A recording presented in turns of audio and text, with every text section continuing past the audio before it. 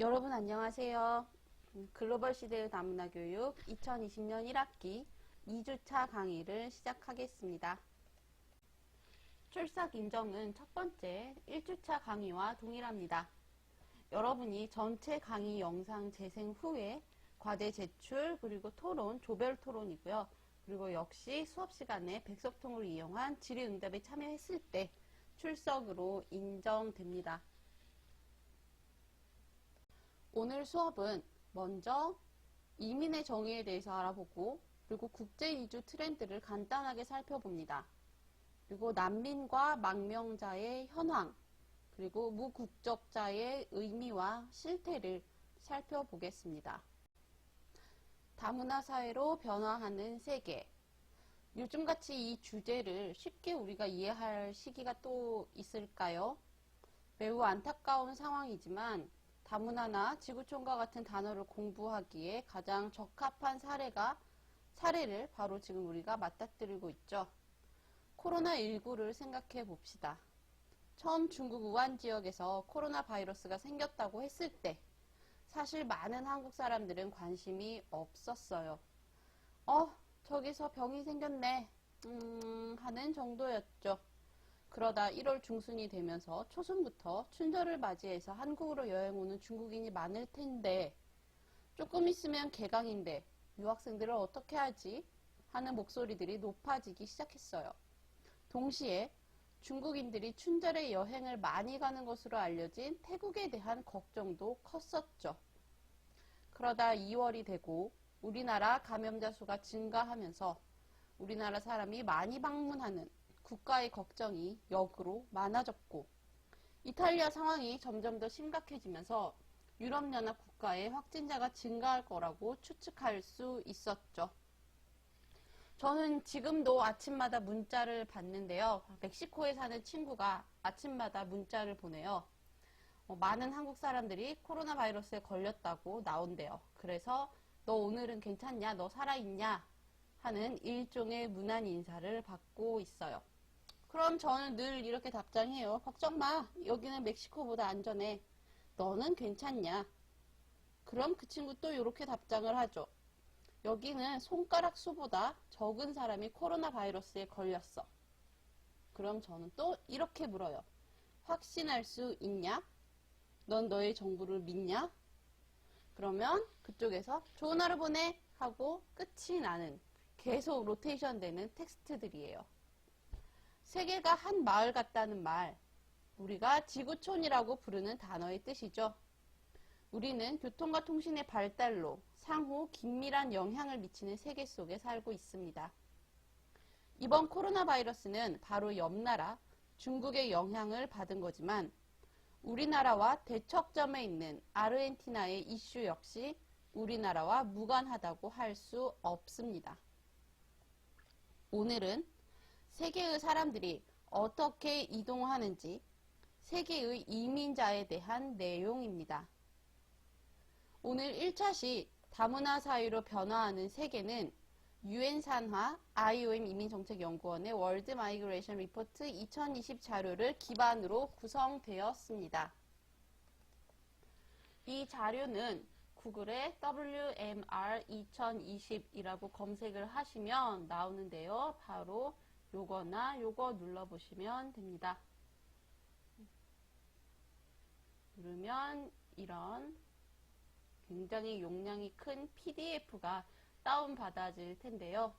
자, 이 PDF는 영어로 구성이 되어 있지만 사실은 영어를 잘 모르시는 분들도 그래프가 아주 잘 나와 있기 때문에 바로 확인하시면 이렇게 누구나 쉽게 이해하실 수 있습니다.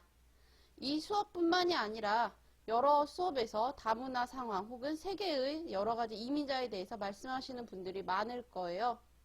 그분들은 바로 이 자료를 사용하시면 공신력 있는 자료이기 때문에 큰 도움이 되실 겁니다. 지난 시간 터보게임을 통해서 우리는 글로벌 시대의 다문화 교육 수업 시간에 이야기할 여러 단어에 대해서 이미 고민을 많이 했습니다. 여러분이 적은 답변 중에 하나를 랜덤으로 가져왔는데요. 같이 볼까요? 내 친구가 얼마 전에 캐나다로 갔어. 거기서 아예 살 예정인가 봐. 이 단어, 자기 나라를 떠나 다른 나라로 가는 것을 의미해. 이 단어는 무엇일까요? 자, 대부분의 분들이 알고 계실 거라고 생각을 합니다. 바로 이 단어는 이민입니다. 자, 이 답이 내가 낸 답안이라고 생각하시는 분은 오프라인 첫 강의 첫 번째 쉬는 시간에 본인과 본인 조의 사탕을 받아가시기 바랍니다. 많이는 못 드리고 그냥 하나씩 드릴 건데요. 제가 이번 방학에는 한국에 너무 얌전히 있어서는 아니지만 뭐 어쨌든 뭘 못 사와서 간식이 좀 부족합니다. 아무튼 어쨌든 자, 어떤 단어를 볼 때는 늘 그 단어의 정의를 먼저 살펴봐야 하죠. 우리나라에서 가장 공신력 있는 국어사전, 바로 국립국어원의 표준국어대사전이죠. 이 역시 검색하시면 나옵니다. 어쨌든 이 국립국어원의 표준국어대사전에 따르면 이민은 다른 나라를 떠나 다른 나라로 이주하는 일 또는 그런 사람을 의미합니다. 이주 그 자체와 바로 그런 사람을 의미하는 게 이민이라는 단어인데요. 하지만 학문적으로는 조금 다른 의미가 있습니다. 사회과학적으로 이민은 다른 나라뿐만 아니라 우리나라 안에서 이동하는 건 역시 이민이라고 합니다. 이는 국내 이민 혹은 국내 이주라고 이야기하는데요. 바로 상식과 다르기 때문에 시험에 나오기가 조금 좋겠죠. 자, 이민 한자를 볼까요? 한자로는 옮길 이의 백성민입니다. 백성이 옮기는 것. 학문적 의미와 굉장히 비슷하죠. 영어 단어로 이민은 뭘까요? 바로 아래에 적어 있는데, 자, 사실 이 두 단어 외에도 많이 쓰이는 단어가 있습니다.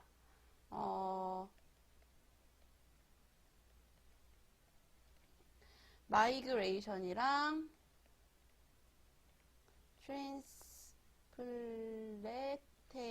트랜스플레이션 이 두 단어인데요.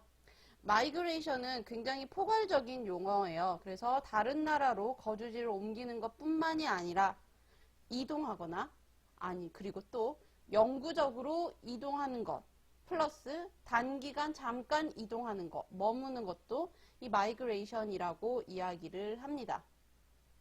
트랜스플레이션은 세부 학문 용어로 사용이 되니까 아마 여러분이 일상생활에서 만날 확률은 거의 없다라고 생각을 하시면 됩니다. 자, 지울까요? 그런데 그렇다면 지금부터는 이 두 단어의 차이점에 대해서 이야기를 해야 되겠죠. 자, 이미그레이션이랑 에미그레이션 이야기할 때 만약 지금 오프라인 수업이라면 저보다는 더 잘 알고 있는 전문가 친구들이 여러분에게 알려줄 거예요. 영어학과 아니면 어문학부 친구들이 잘 설명을 해줄 텐데 오늘은 제가 간단히 말씀을 드리겠습니다. 기본적으로 이미그레이션이랑 에미그레이션 아까 이야기했던 마이그레이션을 전부 다 포함하고 있는 단어죠. 차이는 IM과 E 중에 뭐가 붙냐, EM 중에 뭐가 붙냐의 차이라고 보시면 되겠습니다. 한창 토익 공부하시는 분은 가산명사냐 둘 다 쓸 수 있냐로 외우셨겠지만 지금은 다문화 교육 시간이니까 그런 거는 필요가 없고 아무튼 요 두 단어는 모두 다 영구적인 이동 혹은 굉장히 긴 시간 동안 이동해 있는 것을 의미합니다. 먼저 이미그레이션을 먼저 볼까요? 자, 이미그레이션 앞에 접두사 IM이 붙어 있죠? 이거는 in 또는 into의 의미로 사용하는 거라고 보시면 되겠습니다. 그래서 이미그레이션은 우리나라에 다른 나라에서 살러 오는 것을 의미합니다. 한국에 이미그레이션이 얼마나 있을까라고 물어보면 한국에 살러 온 사람이 얼마나 있냐는 의미입니다. 자, 그렇다면 뒤에 있는 이 E로 시작하는 emigration은 무슨 차이가 있을까요? 이거는 반대로 타국으로 이동하는 것을 의미합니다. 이민 가는 사람을 의미하는 단어죠. 그래서 한국에 에미그레이션이 얼마나 있냐라고 물으면 한국 국민 중에 한국을 떠나서 외국으로 이주하는 사람이 얼마나 되냐를 의미합니다. 이민이라는 단어는 국가마다 시대마다 모두 다르게 정의되고 있습니다. 현재 유엔에서는 단기 이민자와 장기 이민자를 나누고 국외 이민자와 난민을 나누고 난민은 국외 실향민과 국내 실향민으로 이렇게 세부적으로 나누고 있습니다. 하지만 우리나라에서는 이민을 갔다, 이민을 왔다 이렇게 활용을 하고 있죠. 자, 이제 이민의 뜻을 알아봤는데요. 이 이민, 언제부터 이루어졌을까요? 교통과 통신이 발달한 현대사회에 이민이 시작됐을까요? 아니면 이전에도 있었을까요? 우리가 이민의 의미를 국외 이주로 한정 짓는다 하더라도 이민은 인류 역사의 초기 시기부터 이루어진 굉장히 오래된 시기, 오래된 현상입니다. 전쟁 포로로 타국으로 이주하거나 나는 가만히 있었는데 국경이 바뀌면서 이민자가 되는 경우도 있었죠. 그리고 먹고 살기 위해서 수렵과 채집을 위해서 신석기인들은 한반도로 이주했다고 하죠. 이렇게 이민은 비행기가 없었던 시기에도 있었던 인간의 존재와 함께한 오래된 현상입니다. 과거와 달라진 점은 직장 등을 이유로 이주하는 경우가 많아졌다는 것이죠. 우리나라의 경우에는 1960년대 후반부터 국내 이주가 많아졌죠. 농사를 지을 때에는 고정되어 있는 땅 주위에 많은 노동력들이 모여서 살았고 대대손손 한 지역에서 같이 머물며 살았습니다. 그래서 지금도 500년 된 마을, 600년 된 마을, 아니면 1000년 된 마을 이런 것들은 전부 다 이런 직장이 가만히 머물러 있었기 때문에 가능했던 거죠. 그런데 산업화가 이루어지고 공장이 들어서면서 이제는 직장을 따라서 이주하는 게 당연해졌습니다. 그리고 우리나라의 학력이 높아지면서 대학 진학에 따라 이주하는 경우도 굉장히 많아졌습니다. 저만 해도 전라도에서 19년, 인천에서 15년, 그리고 그 이후에는 계속 충청도에서 삶을 살고 있으니 현대 한국인의 이주 경로를 아주 잘 따르고 있다고 할 수 있겠습니다. 자, 여러분에게 질문하겠습니다. 이 과목 전용 노트를 펴고 적어주세요. 여러분은 이주를 한 경험이 있습니까? 국내 국외를 막론하고 3개월 이상의 이동을 이주라고 정의해 봅시다. 있다면 언제, 왜 하게 되었습니까? 없다면 이주를 하지 않을 수 있었던 이유는 무엇입니까? 시간 5분 드리겠습니다. 역시 영상 멈추지 말고 진행하시면 제가 30초 전에 시계 소리로 알려드리겠습니다. 그리고 이 과제는 온라인에서 검토하지 않고 오프라인에서 때때로 지나가면서 확인하도록 하겠습니다. 그럼 시작할까요?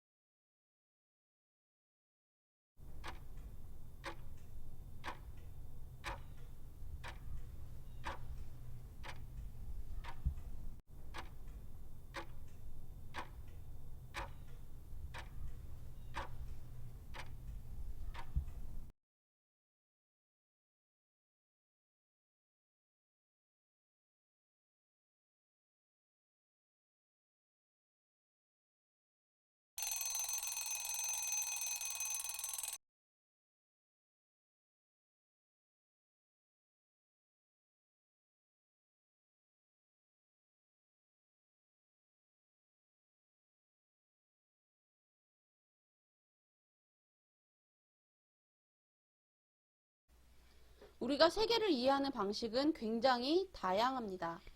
오늘은 숫자를 통해서 세계의 이민 상황을 이해해 보겠습니다. 전반적으로 추정된 국제 이민자 수는 지난 50년 동안 증가했습니다. 제가 추정이라는 단어를 사용하는 이유는 지금 보여드리는 자료가 유엔에서 발표한 자료이기는 하지만 이 자료는 각 국가에서 제출한 자료이고 각 국가는 실제로 모든 이민자의 머릿수를 세는 것이 불가합니다. 그래서 여권이나 출입국 기록 그리고 기타 방법을 통한 이런 실증적인 숫자에 일부 추정치를 합치기 때문에 정확하다고는 할 수 없습니다. 여러분이 잘 아는 단어인 불법 체류자만 하더라도 우리나라 불법 체류자 수는 실제로 체류자 모이세요. 자, 지금부터 머릿수를 셀게요. 이게 아니라 입국 기록과 출국 기록 그리고 기타 사회 문화적인 수치를 활용해서 만든 추정치입니다. 그래서 국제 이민자의 수 역시 정확한 것이 아니라 믿을 만한 추정에 의한 것이다 라고 보시면 되겠습니다. 자, 2019년을 기준으로 출생국 이외의 국가에 거주하는 사람은 약 2억 7,160만 명이고 이는 1990년보다는 1억 1,700만 명이 많은 숫자입니다. 전 세계의 인구가 77억 9,479만 명이라는 점을 감안을 한다면 2019년 이민자는 전체의 3.5%, 좀 더 정확하게는 3.48%라고 할 수가 있습니다. 이 말은 내 주변에 100명이 있다면 적어도 3명은, 1000명이 있다면 34명은 국제 이민자다라는 뜻이 되겠죠. 그런데 여러분 주변 어떻습니까? 그렇습니까? 아마 국제교육원이나 유학생 모임에 간다면 100명 중에 3명이 아니라 아마 100명 중에 95명이 유학생, 이민자일 수 있겠죠. 그래서 이 수치는 전체 인구를 대비한 숫자이기 때문에 여러분이 내 주변에 없다라고 해서 이민자가 없다라고 생각하시면 곤란합니다.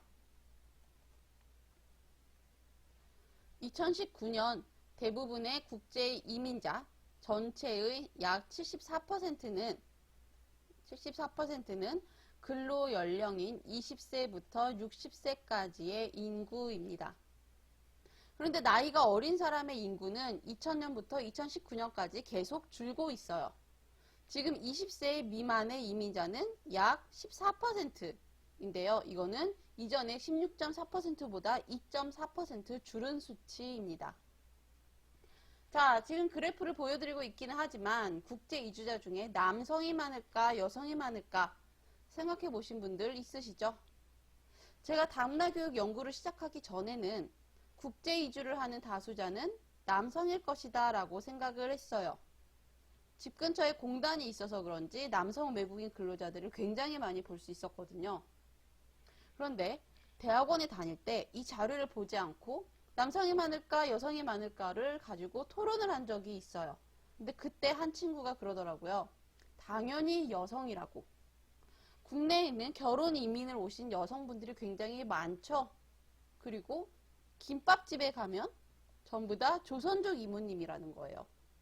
그러고 보니 그 말도 맞는 것 같아요. 그래서 이렇게 남성과 여성의 수가 보시면 남성이 52%, 여성이 48%죠. 비슷하지만 남성이 조금 더 많습니다. 여성 이주자에 대해서는 우리가 이후에 다시 말씀을 드릴 예정입니다. 미리 말씀을 잠깐만 드리자면 이거는 이주의 여성화라고 하는 굉장히 중요한 현상과 연계되어 있습니다. 지금부터는 각 국가별 국제 이민자를 살펴보겠습니다. 국제 이민자의 비율은 전 세계적으로 크게 다릅니다. 하얀색은 우리나라도 하얀색인데요. 이민자의 수가 상대적으로 적은 것이고 빨간색이 지나면 지날수록 이민자의 수가 많다는 것을 의미합니다. 자, 한국 찾아보시면 바로 여기에 있죠. 자, 한국은 하얀색이고 미국과 캐나다를 보니 한국에 비해서는 붉은색이네요. 자, 말이 나온 김에 바로 이 미주 지역부터 보도록 하겠습니다. 자, 여러분 여기가 어디죠? 다 아시죠? 여기는 바로 캐나다입니다. 여기도 써 있는데요. 캐나다는 1600년대에 퀘벡주의 프랑스인들이 이주를 했고, 그리고 20세기 초에 유대인들이랑 이탈리아인, 중국인들이 토론토와 그 주변으로 도시를 만들 때 이주를 시작을 했습니다. 그리고 지금은 토론토 전체 인구의 50% 이상이 70%라고도 이야기를 하는데요. 이주 배경을 가진 사람이라고 이야기를 합니다. 이처럼 캐나다는 이민자로 구성된 국가이다 라고 많이 이야기를 하는데요. 특히 최근에는 중국인 이민자들이 아주 많이 늘었다고 합니다. 홍콩 출신들이 밴쿠버로 여러 가지 이유로 이주를 많이 해서 밴쿠버를 홍쿠버다 라고 부르기도 하고요. 그리고 중국인들이 일부 대도시에 집을 매매하면서 캐나다의 부동산 거품을 만들었다고도 비판받고 있죠. 자, 그 아래 바로 여기는 여러분이 우리가 모두가 잘 알고 있는 미국입니다. 자, 미국은 너무 잘 알려져 있으니까 뒤로 넘어가도록 하겠습니다. 자, 해협을 건너서 보니 바로 유럽이죠. 유럽도 군데군데 붉은색이 있는데요. 자, 자세히 보시면 바로 여기가 이탈리아고, 이탈리아 바로 위에 약간 붉은색으로 색깔이 진하게 색칠이 되어져 있습니다. 자, 여기 어디냐면 바로 현빈과 손예진이 만나는 곳, 스위스입니다. 우리에게는 아름다운 자연으로 잘 알려져 있는데요. 사실은 정치적인 중립국이기 때문에 세계의 많은 사람들이 이민을 가고 싶어 하는 국가 중에 하나입니다. 그리고 이민 정책이 강한 국가 중에도 하나이죠. 매년 총 인구의 1%가 이민자로 채워지고 있는데요. 안타깝게도 우리가 스위스로 이민을 가는 것은 쉽지 않습니다. 주로 독일이나 이탈리아, 포르투갈 등 유럽인들의 이민과 정치적 망명자, 백만장자 등의 이민이 많다고 알려져 있습니다. 자, 그리고 이 오른쪽 넓은 여기는 바로 러시아죠. 그리고 러시아 밑에 보면 약간 조금 진한 국가가 보이네요. 다른 국가들이 모두 흰색인데 반해 바로 여기는 색깔이 조금 있어요. 자, 여러분 혹시 여기가 어딘지 아시나요? 자, 질문을 드리겠습니다. 1번 우즈베키스탄, 2번 카자흐스탄, 3번 키르기즈스탄, 4번 투르크메니스탄. 자, 정답은 몇 번일까요? 1번 우즈베키스탄, 2번 카자흐스탄, 3번 키르기즈스탄, 4번 투르크메니스탄. 자, 이 국가에 대한 힌트를 드리자면 수도는 누르술탄이고 잘 알려진 도시는 알마티입니다. 정답은 바로 2번 카자흐스탄이 되겠습니다. 자, 제가 방금 불러드린 보기의 국가들은 전부 다 이렇게 스탄이라는 이름으로 끝이 나 있죠. 그래서 나이가 조금 있으신 분들, 아저씨나 할아버지들은 스탄 국가라고도 부릅니다. 바로 소련 연방이 해체되고 소련으로부터 독립한 독립국가들을 이렇게 스탄이라고 이름을 부르는데요. 자, 우리는 젊으니까 중앙아시아나 CIS라고 정확하게 부르도록 합시다. 소련 붕괴 후 여러 독립국가들은 국가적으로 굉장히 어려운 삶을 살고 있었습니다. 지금도 그런 국가들이 꽤 많지요. 그런데 바로 이 빨간 지역, 요 카자흐스탄은 CIS 국가 중에서는 꽤 잘 사는 국가입니다. 유전도 있고 천연가스도 있고 매장된 자원이 많습니다. 그리고 다른 국가들에 비해서 정치적으로 안정되어 있습니다. 그러다 보니 CIS 국가 주민들은 카자흐스탄으로 이주를 원하는 경우가 많습니다. 카자흐스탄은 카자흐 민족을 중심으로 국가를 만들었고 우즈베키스탄은 우즈벡 민족을 중심으로 국가가 만들어졌습니다. 실제로 그 민족과 언어는 다르지만 지금도 100가지가 넘는 민족들이 같이 살고 있고요. 그리고 소련 시대부터 러시아어를 모두가 사용했기 때문에 지금도 카자흐스탄은 러시아어와 카자흐어를 공용어로 사용하고 있습니다. 이처럼 언어와 소련 시절 문화를 공유하고 있기 때문에 우리가 카자흐스탄으로 이주하는 것보다는 CIS 국가들에서 이주하는 것이 훨씬 유리하겠죠. 그래서 많은 이주가 이루어지고 있습니다. 자, 이번에는 지도 중앙에 있는 바로 이 지역, 중동 지역을 봅시다. 자, 여기 손톱처럼 살짝 나와 있는 여기 가장 빨간 지역, 바로 이 지역은 아랍에미리트고요. 그리고 이 카타르라고 써져 있는 이 작은 섬 보이시나요? 바로 여기가 오늘 이야기할 지역 카타르입니다. 자, 카타르는 우리에게는 카타르 항공 그리고 도하 공항 등으로 굉장히 잘 알려져 있죠. 그런데 예전에는 영국 연방에 속해 있는 국가였습니다. 독립 이후에 원유와 천연가스를 국유화하고 나름의 복지 정책을 펼치고 있는, 그리고 의회를 운영하고 있어서 중동 중에서는 민주주의 정신이 있는 국가이다라는 평가를 받고 있습니다. 역시 주변의 다른 국가들과 마찬가지로 일거리가 많아서 많은 사람들이 이주하고 있는 국가인데요. 잘 사는 국가, 그러니까 영국이나 유럽, 그리고 한국인도, 한국인을 대하는 태도와 뒤에 배우시겠지만 인근 국가들에서 정말 노동을 위해서 온 사람들, 방글라데시, 인도, 파키스탄, 네팔 사람들을 대하는 태도가 매우 다른 것으로도 알려져 있습니다. 자, 다음으로는 국제 이주 트렌드를 중에서도 어느 나라 사람들이 많이 이민을 가고 어느 나라 사람들이 어느 나라에 이민이 많이 오는지를 살펴보겠습니다. 자, 첫 번째 나라 어디인가 했더니 바로 미국이죠. 미국은 1970년대 이래로 국제 이민자들의 주요 목적 국가입니다. 우리도 아메리칸 드림 하면 드림이라는 말이 있죠. 다른 나라에도 있어요. 그래서 1970년대에 1200만 명이었던 이민자 수가 2019년에는 5100만 명으로 약 4배 이상 증가했습니다. 지금 이 표들에서 단위가 빠졌는데요. 이 각각의 숫자는 전부 다 밀리언을 의미합니다. 100만 명씩을 의미한다고 보시면 됩니다.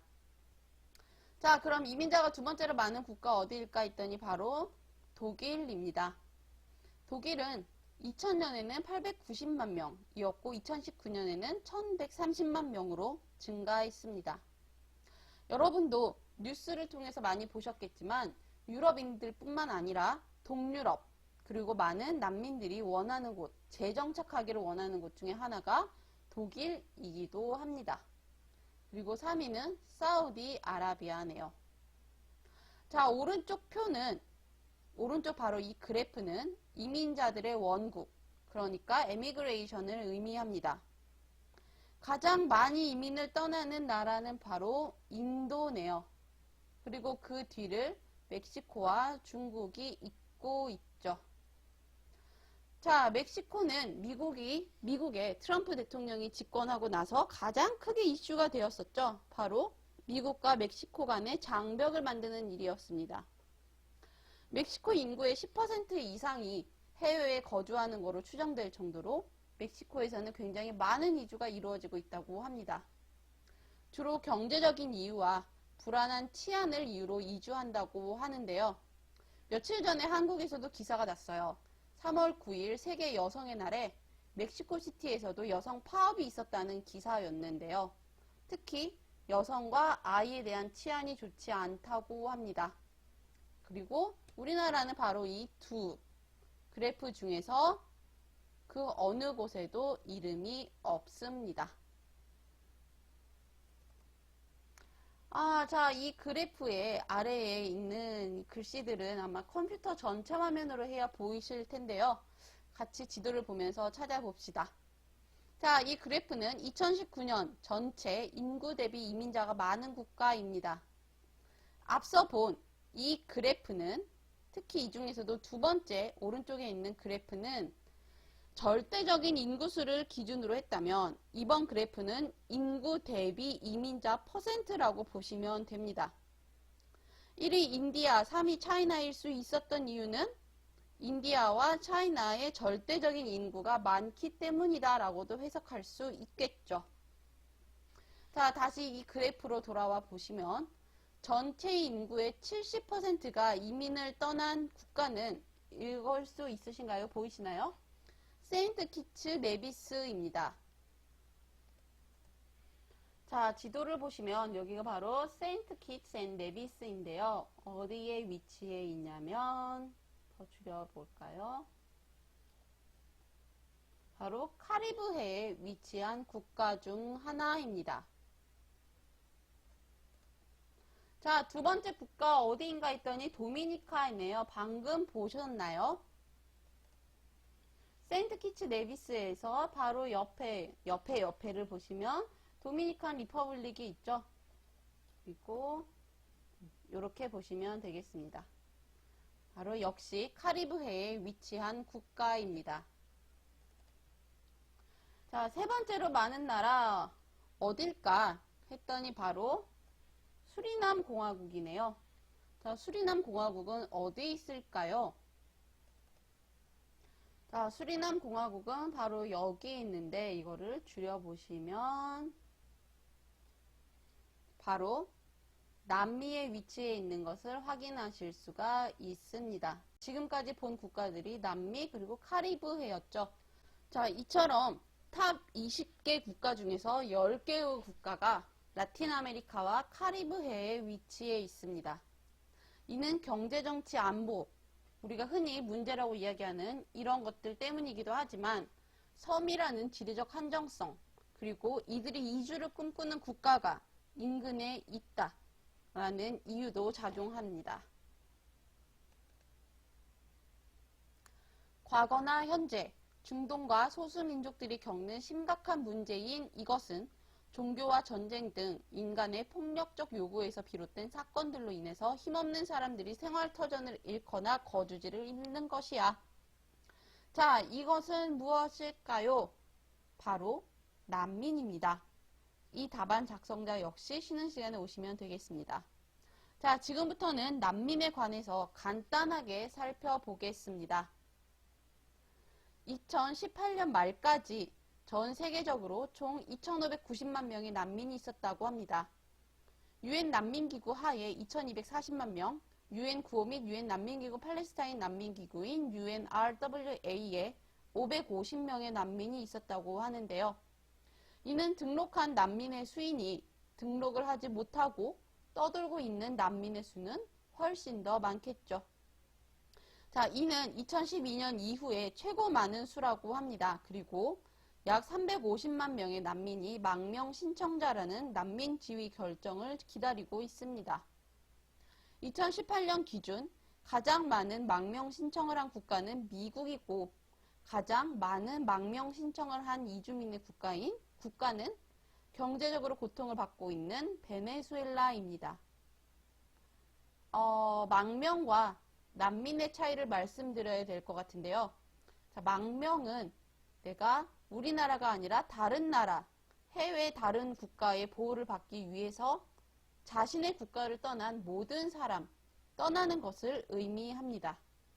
그리고 난민은 UN 난민협약에 따라서 인종, 종교, 민족, 신분, 정치적 의견으로 인한 박해로 인해서 자신의 국가를 떠난 사람을 의미합니다. 즉, 난민보다는 망명이 좀 더 큰 범주라고 이해하시면 됩니다. 제가 앞서서 연령대별 이주민의 남성과 여성을 표시한 그래프를 보여드렸었는데 기억나시죠? 제가 그때 20세 미만은 전체의 14%라고 줄고 있다 라고 말씀드렸는데요. 이것을 난민으로 한정한다면 굉장히 다른 결과가 나타납니다. 바로 난민 중 52%가 18세 미만의 청소년입니다. 여성은 48%로 이주자 전체와 굉장히 비슷합니다. 난민 중 절반 이상이 청소년이라는 말은 그만큼 성인을 동반하지 않은 어린이가 많을 수 있다는 이야기가 되겠죠. 또한 난민 아이들은 그들의 생계를 위해서 단순히 근로환경, 근로작업장을 이렇게 소개해주는 것으로 끝나지가 않습니다. 이들의 학습권이나 여러가지 생활 등 인권 측면에서 훨씬 더 열악한 게 사실이죠. 그래서 난민 문제를 다룰 때는 바로 이런 이유로 청소년 복지에 대해서도 충분하게 논의해야만 합니다. 그리고 난민의 특징은 마지막으로 보시면 대부분의 난민은 도시 지역에 위치해 있습니다. 우리나라에 예멘 출신 난민 신청자들이 제주도에 왔을 때에도 그들의 요구사항 중 하나는 우리를 서울로 보내달라라는 거였죠. 실제 대부분의 난민은 도시에 있는데요. 그 이유는 경제활동을 하기에 용이하고 치안이나 삶의 질이 높기 때문에 도시를 선호한다라고 합니다. 이는 우리와 마찬가지네요. 2018년 말 기준 세계의 난민 중 시리아 아랍공화국, 아프가니스탄, 그리고 남수단, 미얀마, 그리고 소말리아 맞죠? 자, 소말리아, 그리고 수단, 콩고민주공화국, 중앙아프리카공화국, 그리고 에리트레아, 부룬디 출신의 난민이 전체의 82%를 차지하고 있습니다. 이들 지역은 지역적이고 그리고 지역적이거나 국가적으로 분쟁이 있는 지역입니다. 자, 이 그래프는 상위 5개 국가에 대해서 지금 그려놓은 건데요. 그래프를 볼까요? 자, 꾸준히 늘고 있는 바로 이 검은색 선을 먼저 보겠습니다. 검은색 선은 아프가니스탄이죠.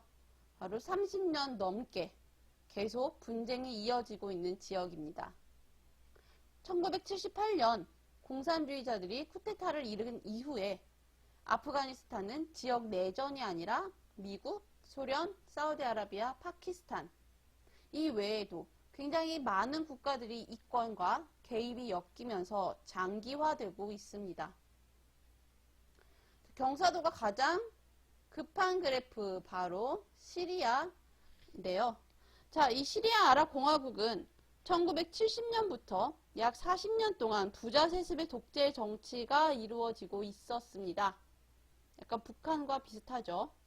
그러다가 바로 요 시기 2011년에 아랍의 봄 운동이 시리아에서 일어나면서 그 당시의 정부였던 그러니까 아들 왕이었는데 알 아사드가 군대를 동원해서 이 시위를 유혈 진압하기 시작합니다.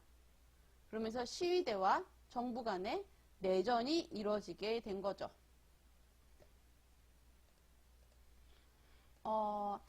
아랍의 봄. 아랍의 봄은 여러분이 하나의 교양으로서 좀 알고 계시면 좋을 것 같아서 따로 적었는데요. 어디 갔나요? 아랍의 봄. 아랍의 봄. 이거는 2010년 말에 튀니지에서 시작한 반정부 민주주의 운동입니다. 튀니지에서 시작해서 그리고 북아프리카 그리고 중동을 한 바퀴 이렇게 휩쓸었는데요. 이 운동은 민주주의 운동이었지만 많은 국가들에서는 실패했습니다. 시리아 내전은 바로 이런 아랍의 봄에서부터 시작을 했던 것이고 그리고 여기에 정치적인 갈등이만 있는 게 아니라 이슬람교 시아파 그리고 수니파 간의 갈등이 더해지면서 러시아, 이란, 미국, 사우디아라비아의 IS까지 개입하게 되죠. 그래서 점점 더 복잡한 양상을 띠고 있는 게 특징입니다.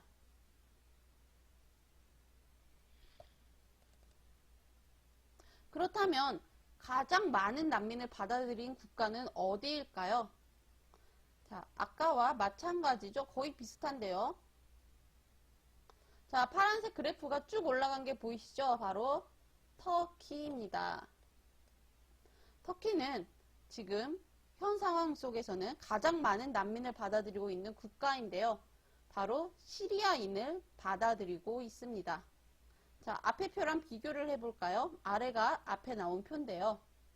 아까 보여드린 바로 이 표에 시리아 곡선과 매우 유사하다는 것을 확인하실 수 있으시겠죠.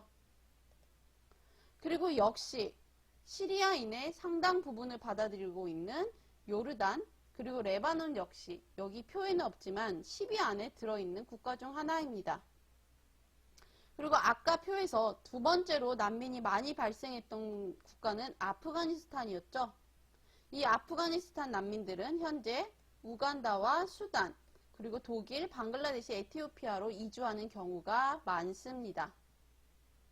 그리고 이렇게 파키스탄까지 이주한 이 난민들은 일단 1차 지역으로 이주한 후에 캐나다나 미국, 호주 등으로 재정착하는 사례가 많습니다. 여러분, 혹시 무국적자에 대해서 들어보신 적이 있으신가요? 무국적자는 정의상으로는 그 어떤 국가에서도 국민으로 인정받지 못하는 사람을 의미합니다. 그래서 교육이나 의료, 고용 등에서 굉장히 취약한 사람들이죠. 그래서 여러 국가에서 차별받고 학대를 받는 경우가 많습니다. 저는 몇 년 전에 무국적자인 대학원 유학생을 만났는데요. 처음에는 이 친구가 저는 무국적자예요 라고 이야기하는 걸 믿지 않았어요. 어떻게 무국적자가 한국에 유학을 왔니? 라고 물어봐도 이 친구가 떠듬떠듬 한국어랑 영어로 이야기를 해주는데 이게 도대체 무슨 소린가 전혀 저는 여기에 대한 지식이 없었기 때문에 이해할 수가 없었죠. 자, 그 친구는 그 소수민족이었고 그래서 출생신고가 되지 않았고 그리고 그 민족은 탄압받는 민족 중에 하나였는데 우즈베키스탄에서 이 사람이 국적이 없다는 것 그 자체를 인정을 해줘서 한국에 유학 올 때는 우즈베키스탄 여권으로 한국에 오게 됐다고 합니다. 그런데도 불구하고 여전히 국적은 없는 상태라고 하는데요. 자, 이런 사례 우리 근대사에도 있었어요. 바로 한국 출신의 무국적자 연해주와 극동지역으로 이주한 고려인 이야기죠. 자, 이 사람들은 강제 이주를 당하고 나서 소련에 의해서 강제 이주를 당하기 이전에도 그랬군요. 소련에 의해서 소련 국적을 박탈당하면서 한국인도 아니고 소련인도 아닌 상태에서 소련인으로 인정받기 위해서 굉장히 힘든 삶을 살았다라고 합니다. 제가 이분들을 인터뷰를 하려고 카자흐스탄 그리고 키르기즈스탄을 방문을 해서 자서전을 받은 적이 있는데요. 자, 이분들은 더 이상 한국을 떠났으니까 한국 국민은 아니었던 거죠.